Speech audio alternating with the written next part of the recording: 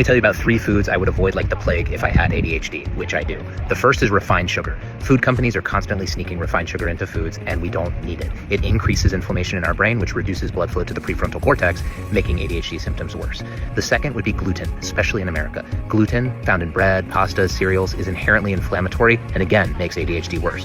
And lastly, processed foods. How do you know if a food is processed? You look at the ingredient list. If the ingredient list is long, if it's full of things you can't pronounce, or things you couldn't buy in the same store that you're in, it's probably processed, which also increases inflammation.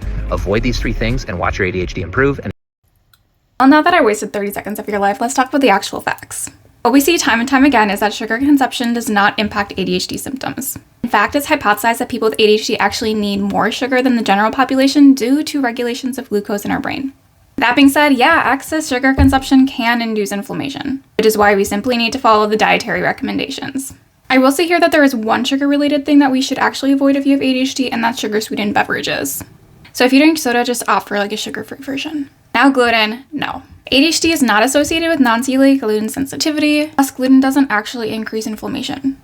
Unless you have celiac disease, and in that very specific case of having celiac disease, if you have ADHD as well, you could decrease your ADHD symptoms. If you don't have celiac disease, it's not going to do anything for you. And then last, processed foods. To start off with, not being able to pronounce an ingredient does not mean it's a bad food. It simply means that that ingredient is something that you are not aware of, and it would be great for you to research it.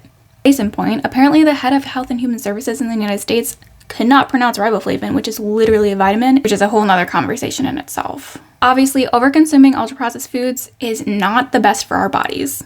However, it's not something we absolutely have to avoid, especially if you have ADHD, because processed foods are one of the few things that actually help us eat. What I do is I stick to the 80-20 method of 80% of my food is more of that whole foods based and 20% is more of that processed foods based. And on good weeks, sometimes it's more like 90-10. Anyway, needless to say, this psychiatrist has no idea what he's talking about, and I would not recommend his advice. At the end of the day, just do what makes you feel better with your food. For me, I'll stick to the research.